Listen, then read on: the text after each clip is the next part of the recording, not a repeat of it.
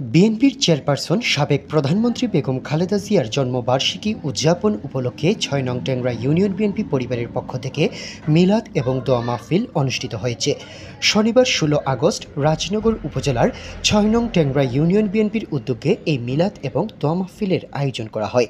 এই সময় উপস্থিত ছিলেন ৬ নং টেংরা ইউনিয়ন বিএনপির সাবেক সহসাধারণ সম্পাদক আব্দুস সালাম উজ্জ্বল, রাজনগর উপজেলা ছাত্রদলের সিনিয়র যুগ্ম আহ্বায়ক আবুল কাশেম, টেংরা ইউনিয়ন যুবদলের সাবেক সভাপতি মোহাম্মদ গৌস আলী, টেংরা ইউনিয়ন যুবদলের সাবেক সাধারণ সম্পাদক আলাউর মিয়া, টেংরা ইউনিয়ন যুবদলের সাবেক সহসভাপতি খসরু আহমদ, উপজেলা ছাত্রদলের সাবেক যুগ্ম আহ্বায়ক আতাউর মিয়া সহ বর্তমান ছাত্রদল এবং যুবদলের জুবেল খান, জাকারিয়া আহমদ, জসিম আহমদ, জুনেদ আহমদ সহ আরও অনেকেই।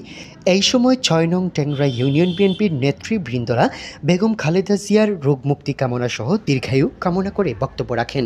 গণপ্রজাতন্ত্রী বাংলাদেশ সরকারের সাবেক প্রধানমন্ত্রী দেশনেত্রী বেগম খালেদা জিয়ার গতকাল ছিল জন্মদিন এবং কেন্দ্রীয় ঘোষিত অনুযায়ী আজকে আমরা বেগম খালেদা জিয়ার জন্য টেংরা ইউনিয়ন জাতীয়তাবাদী পরিবারের পক্ষ থেকে আমরা দোয়া এবং মিলাদ মাহফিলের আয়োজন করেছিলাম এবং আমরা প্রত্যাশা করি শুধু টেংরা ইউনিয়নের গোটা দেশবাসীর কাছে জিয়া পরিবার বাংলাদেশের মানুষের কাছে আস্থার জায়গা।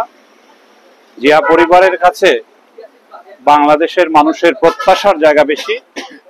আমরা দোয়া করি আল্লাহ যেন বেগম খালেদা জিয়াকে যেন বাংলাদেশের জন্য হলেও আরো কিছুদিন জীবিত রাখেন। দেশনায়ক তারেক রহমানকে আল্লাহ যেন হায়াতে তৈবা দান করেন। শহীদ প্রেসিডেন্ট জিয়াউর রহমানকে আল্লাহ জান্নাতবাসী করুন। দেশ নেত্রী, আপসীন নেত্রী, তিনবারের প্রধানমন্ত্রী বেগম খালেদা জিয়ার ৮১তম জন্মবার্ষিকী, এই উপলক্ষে আজকে আমরা টেংরা ইউনিয়ন বিএনপির এবং অঙ্গ সংগঠনের উদ্যোগে মিলাদ মাহফিল এবং দোয়ার আয়োজন করেছি। তো আমি দেশবাসীর কাছে বিশেষ করে বেগম খালেদা জিয়ার দীর্ঘায়ু কামনা করছি।